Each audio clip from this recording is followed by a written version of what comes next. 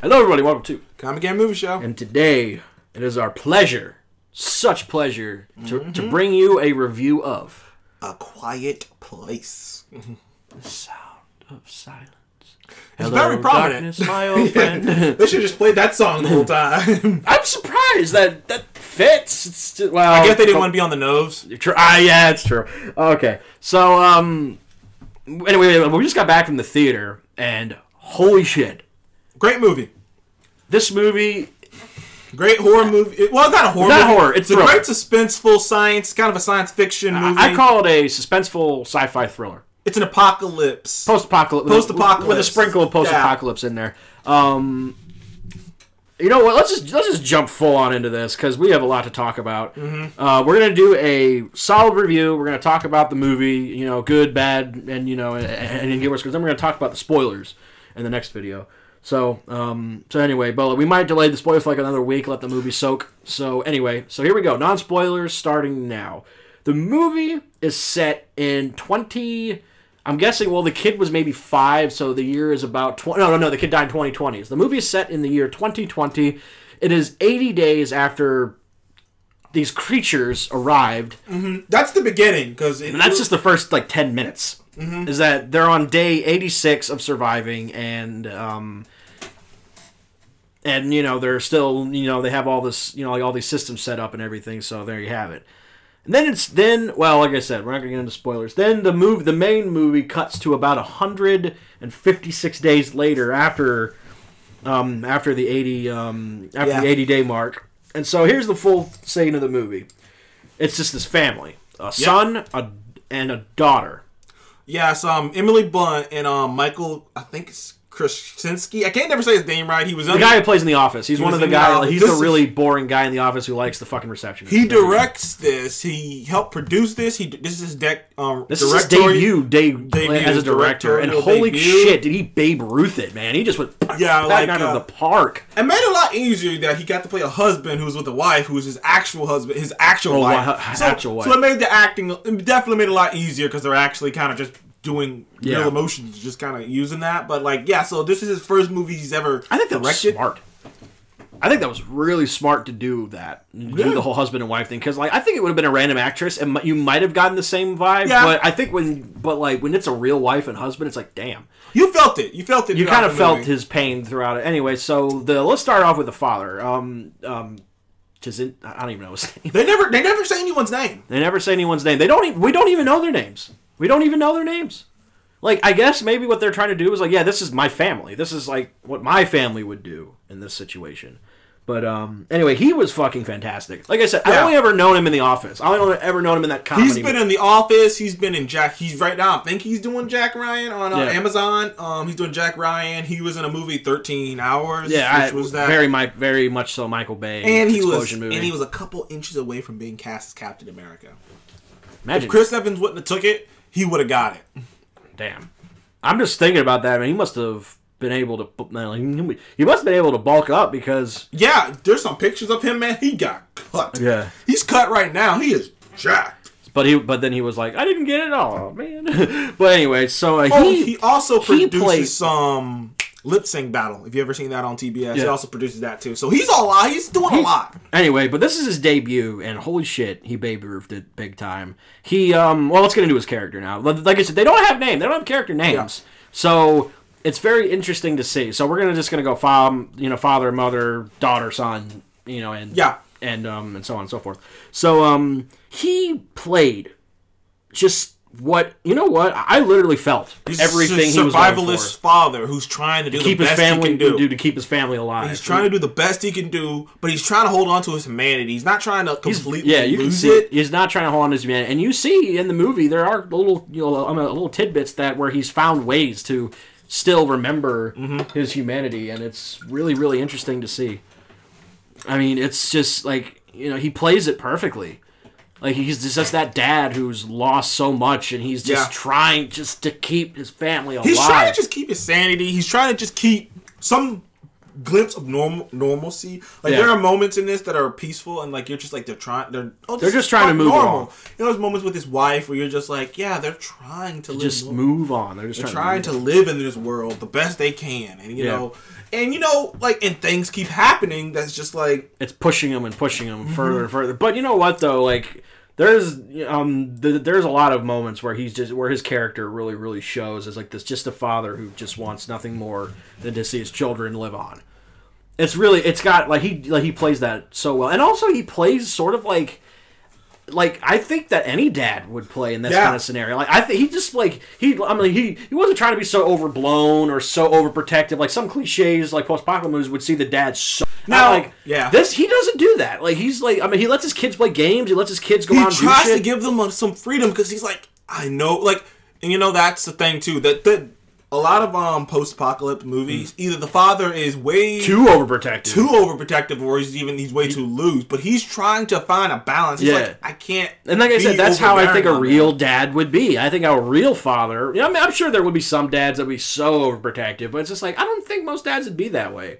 I think most dads wouldn't want to drive their children and wife insane because of all this, because he's driving himself insane. But he wasn't doing that this entire time. He was always trying to find a way out of this, this situation, along with being, along with surviving. Mm-hmm. It was perfect. Now let's move on to the mom, his wife.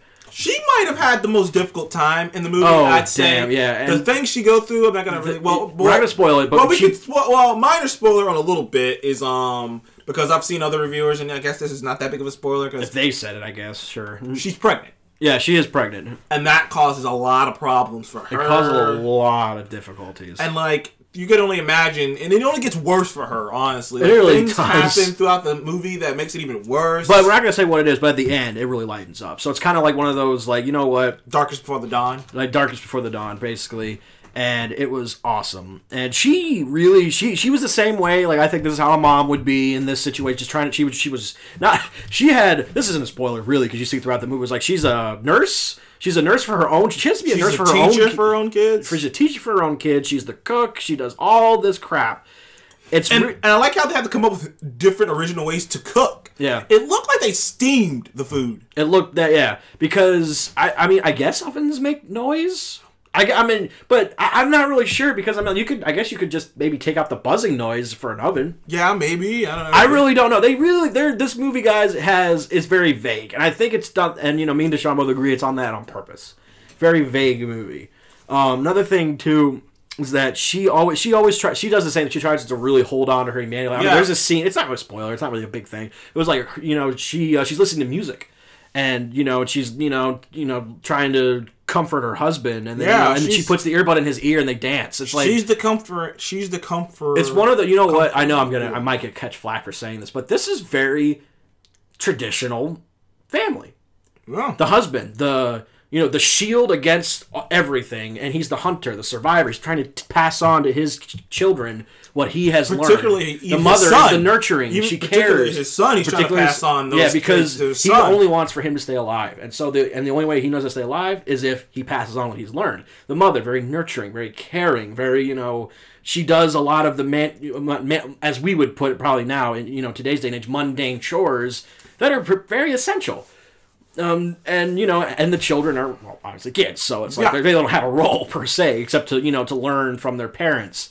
And it's very traditional family, and you don't really see that in anything nowadays. Mm-hmm. So I might catch flack for me saying that. Traditional boy and daughter, husband and wife. Very I might get flack saying this too. Very biblical family. The husband is the provider. Might have been a metaphor for something too. That might have been a metaphor. The husband is the shield against the storm and the survivor and the provider. The woman is the nurturing mother and caregiver trying to bring up her children. Yeah. And I like that. I really did. I thought that's very humane. Near the end, they did kind of flip it a little bit. Yeah, a little bit. They flipped it a little bit, but I guess to give it that sense of like they're still modern family. They still live in the 21st century. They're just doing what they can. They're doing what they can. The two kids play it very excellently. I thought the deaf one of the children cannot hear, so she has a hearing aid, or she had a hearing aid, and then I guess maybe. Well, he's been trying to make her different throughout the course of these years. He's been trying to make her a hearing aid out of parts he finds and stuff. Yeah, and it's very she's very confused. She doesn't understand why her father treats her a little bit differently than she treats the son. And we're not going to say why. There is a reason why. But it's like she doesn't understand it. And you know what? For a kid, I mean, again, I guess you wouldn't either. She did great acting. Like, you believed in her face that she was feeling hurt. Yeah. And this is a movie, guys, where there is no dialogue. Not really. No, there is dialogue. There's dialogue in it, but it's very sparingly. And another thing is, they have the way they use their the score and sound. Yeah. When the score hits, the score comes and goes too. Like, when it's quiet, it's quiet. There's no score, there's no sound. No music, nothing. But when the score comes in, it's impactful. Yeah, very impactful. Like I said, there is barely. I think there's like one sentence full of lines. Mm-hmm. Like maybe 2 to 3 sentences, if that. No, there's a couple ones. I'm not gonna give them away. Yeah, but I'd say there's about 3. Yeah, about 3 sentences total in dialogue, and it's like, how the fuck do you do that in today's day and age where everything is so dialogue heavy? But like, let's get to I'll get into the son too. The son, yeah. Like, there's an event that happens early on in the movie. I'm not gonna tell you what the event is, but it affects him. It affects everyone differently. But it affected the son in a way where he's scared. Yeah. He's frightened. And like, that's kind of a cool thing too, because you know, we were just talking about the man, and the man supposed to be certain things, and his son's very timid. He's timid. He's intimidated. He's scared. But his dad's trying to bring him like, no, there are times where you can, make enough noise, or you basically trying to teach him to be smart, not to be afraid. Not to be afraid. That's because like if you're too fearful, this world will chew you up and swallow you. Yeah, but like his son, after that event early on, and it makes sense why that event would fuck with him that bad. It would really fuck with me that bad. Yeah. Like, if something like that happened and I saw it, like... It would definitely. But, everything makes sense. Everything in this movie made total sense. Like I said, it's very vague, but it's, like, you know what it is? It's isolated. It's very isolated. It's just this family. It's like playing Alien Isolation or something. Yeah, like, it's just you. Like. Or they even pay homage to Alien. They even play homage to Alien just a little bit. Well, I mean, the creatures aren't a spoiler. The trailers show them off, so it's like, let's get into the creatures. We don't know if they're aliens. Because we already said it's post-apocalypse, so we don't know if they're aliens. We don't know if they're mutants. We don't know. Now you get a little bit of the story through news clippings that you just see. Yeah, you just see out there. You have to catch them. This is a movie that I would think would be cool to like get the little pause. Yeah. I wish I had a pause button. Yeah, just to read all the news clippings, but we only saw a few of them. Like, people were, the government was starting to, try to get a hold of the situation. They were telling people to go underground. I know that it said it's sound. Yeah, it's the sound. There was one that just said noise. It's the noise. It's noise is what is what's killing all of us, and it's. That's what it is, and you get that feeling throughout the movie. Like I said, they try so hard to be quiet. Like I said, they sand everything. They sand paths to certain things because them just stepping on the dirt. They don't wear shoes. I feel like this apocalypse might be the worst apocalypse. Because I think this is more worse in terms of like just because the mind games. At least in the zombie apocalypse, I feel like if you are good enough, you can work your way around it. Oh, definitely. And nuclear, in fantasy anyway. In fantasy, it's more like you can survive. There's ways to survive, but in this. You have to put down sand everywhere. It's so restrict. That's a living hell. That what they're going through. Yeah, I mean, the zombie apocalypse, it's still hell. It's like, you can always make your own paradise in hell, even. Mm-hmm. This is like, you can't even do that. Basic commodities and comforts are thrown out the window. Because any noise, like it's just sound of dirt moving, could maybe attract them. Because their hearing is so keen and so precise. And the design of those creatures were pretty cool. It looked like it looked like something like a combination of kind of like that creature from Stranger Things, that little thing that was squirming around, the Leviathan thing. Yeah, that kind of looked like that. Only it had legs and it could stand. But it was on all fours. It had like these big pincers. But sometimes it'd stand up. Sometimes, it would just stand up. It had like crab claws and shit. It was very, I could tell the guy was very inspired by other things to make this happen. There's nothing wrong with that. There's nothing wrong with taking inspiration from other things. The most original part of it was these things that would come up off his head. Yeah. But it basically was one big ear. Yeah. It was one big ear, and that was interesting. And like they make all these little clacking noises, and that's probably how they communicate between each other. That's probably how they communicate and make their presence known. But it was like the creatures, in my opinion, were they were characters in and of themselves. Because it was like they were very fat. And like I said, they were very vague. No one knows what happened. We don't honestly, another character onto itself, this might sound weird, is the sound. Oh, yeah, it's noise itself. Noise itself like I said, guys, I'm telling you, like, if you just listen to this movie and like, you know what? I encourage you, like, this movie comes on DVD. I give it credit to the audience was pretty quiet. Yeah, except us sometimes. We were a little bit like, oh. But we only talked when the music kicked in and people were like running or it was something loud happening. Yeah. I always made sure that if we said something, I waited for it to be over. Yeah. And you know, like I said, like, I encourage you, like, one day, like, when this comes out and whatever, just literally put in earplugs. And like, I'll put in headphones and cut out all the ambient noise in your house and just listen to this movie. Because it, like I said, every little noise, tiny little noise, will get you. It's like, oh man, is that going to attract him? Is that going to do it? Oh man, like, just like, because like, it makes you anticipate, because like, they don't talk. So it's like, you don't know what's going to happen. And like, and I mean, like, he's got the, I mean, like I said, the creatures can be attracted to any noise. Because there was this one scene that was pretty, you know, fucked up, that we're not going to say. It's a little bit of a spoiler.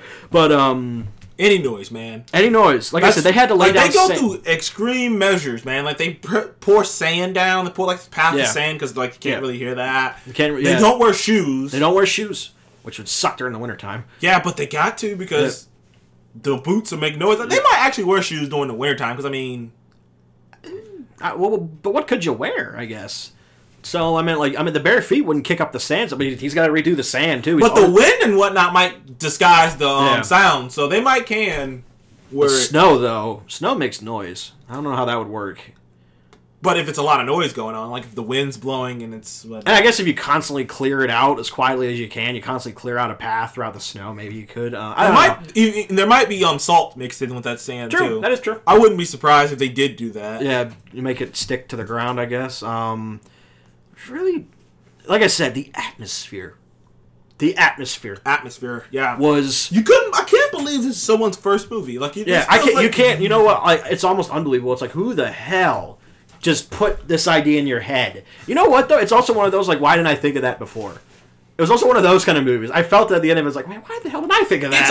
It's a lot like other movies, but it has its own original spin on it. Like, we've seen post-apocalypse movies where like there's a surviving family and whatnot. Tons of them. I've seen that, but I haven't seen it executed this well. Well, maybe I have seen some movies executed, but I ain't seen one executed like this well, with such great acting from everyone in it, great tension. And it was interesting. Yeah, you can tell also too that that like this was that guy's vision, because you can I'm speechless. I have no words. All right, let's give us a grade. Give our scores. You know what? This is the first movie this year I give it 10 out of 10 so far. I also give it a 10 out of 10. This movie, like I said, you know what? I'm going to talk about the problems I have with it. All of my complaints are complaints that have almost nothing to do with the actual movie itself. It's more like around... It's mainly just the backstory. Like around the movie. It's not even the movie. They're so insignificant. Like I said, let's talk about it. I only have really two. One is that they killed everyone off in 80 days that quickly. I'm like, 89. Well, 89 days, so it's less than a year. They kill off, and even we're not going to say they're so vague about it. That's why I can't quite make that such a bad complaint. But like I said, it's just like they don't never explain it. So I have to I have to make up shit in my own head. But it's just like, you're telling me that nobody just no one was prepared for it. No one could prepare for that. But it's like, you're telling me that no one found a way to hurt these guys, and you're telling me these guys kill all. I think they're just going with, we probably just tried brute force, dropping bombs and things of that nature, and that did nothing. And that did nothing. They got armored, and we were just like, what the fuck do we do then? I don't know. But they did figure out it was noise. They still had newspaper articles coming out about the sound. So it was like there was still. No, I think those are old. I think I think those are old newspapers that were sitting there because everyone either is dead in that town or abandoned it. So they were just sitting there. I guess so. But at the same time, I'm just like those are really my two biggest gripes about it. Like, that's really about it. I have nothing else bad about this movie. My only gripe is, I have to get into that in the spoilers, because my gripe is sort of a spoiler. Okay. So, yeah, those are my gripes. Like I said, this movie barely has anything wrong with it, if any at all. Like I said, they're mainly backstory related. First 10 out of 10 movie I've given all year. I might be giving out another one in a few more weeks. Hopefully. But... First 10 out of 10 movie. It's a great movie, people, guys. If you're into post-apocalypse, events like that. And check it out. If you're into thrillers, if you really love thrillers, if you're into sci-fi monster movies, it's a good one for that too. Definitely. So you know what? If you like 10 Cloverfield Lane, you'll love this movie. Yeah, if you like 10 Cloverfield Lane, you're gonna love it. It's very 10 Cloverfield vibey. Except you actually see the monster throughout. Except you actually see the monster. So little nitpick differences, but basically, if you like 10 Cloverfield Lane, you'll love this. Mm-hmm. So anyway, guys, first 10 out of 10 this year. I hope that this guy continues to make more movies throughout throughout his career. So anyway, guys, if you've seen the movie, what did you think about it in the comment section below? We'd love to hear your feedback, and thank you for joining us on Comic Game Movie Show. Please remember to like, comment, and subscribe if you want to see more of us in the future, and we shall see you in the next one. Goodbye.